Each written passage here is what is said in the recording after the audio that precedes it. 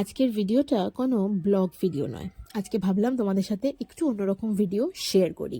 ভাইজির কাছে আবদার করেছিলাম একটা সুন্দর করে পাঞ্জাবি ডিজাইন করে দিবি। ওর হাতে রাখা ভীষণ সুন্দর, আর আজকাল এই পাঞ্জাবিগুলো ভীষণ ট্রেন্ডিং।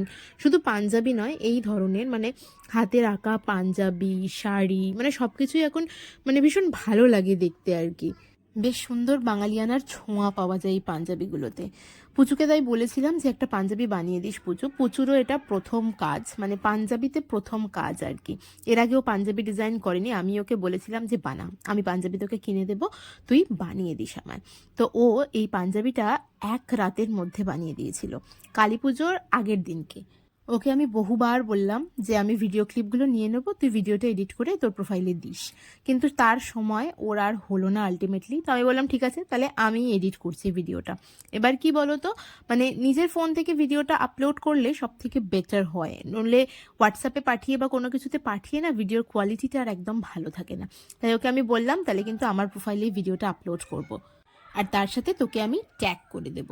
তো বললো যে ঠিক আছে পিসি, তুই তাহলে তাই করিস। তো আমি আলটিমেটলি সেটাই করলাম। অনেক দিন হয়ে গেছে পাঞ্জাবিটাও বানিয়েছে, কিন্তু ভিডিওগুলো রেখে দিয়েছিলাম ফোনে, কিন্তু কোনোভাবেই এডিট করার সময় পাচ্ছিলাম না। মেয়েটার হাতের কাজ না প্রচণ্ড অপূর্ব, বলাই বাহুল্য, কিছু বলাই যায় না আর কি। ও এত ভালো আঁকতে পারে। ও কিন্তু কোনো দিনও আঁকা শেখেনি, কিন্তু তারপরও ও এত সুন্দর আঁকতে পারে। আমি সবসময় ওর কাজের বাহবা দিই, এবং আমি ওকে সবসময় এনকারেজ করি যেগুলো কর। আমার ঘরের দেওয়ালেও এঁকে দিয়েছে পান্ডা, তারও ভিডিও ক্লিপ আমার কাছে আছে, কিন্তু এডিট আমার করা হয়নি। সেই ভিডিও ক্লিপটাও কোনো এক টাইমে এডিট করে আমি পোস্ট করব।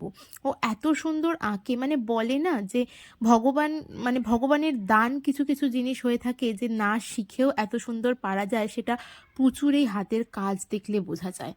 সত্যি প্রচণ্ড অপূর্ব কাজ। ওকে আমি কাজটা অনেক আগে করতে দিয়েছিলাম, ইভেন আমি ওর বাড়িতেও পাঠিয়ে দিয়েছিলাম পাঞ্জাবিটা, যে করে দিস, কালী পুজোর দিন তোর আঙ্কেল কিন্তু পরবে, মিস্টার বিশ্বাস।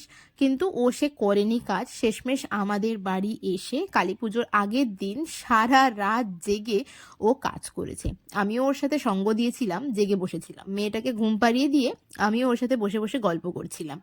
তার কারণ একা একা কাজ করতে গেলে হয়তো ঘুম পেতে পারে, তো যাতে ওর ঘুম না পায় সেই কারণে আমিও ওর সাথে জেগে বসেছিলাম বেশ খানিকক্ষণ, যতক্ষণ ও কাজটা কমপ্লিট করেছে ততক্ষণ পর্যন্ত।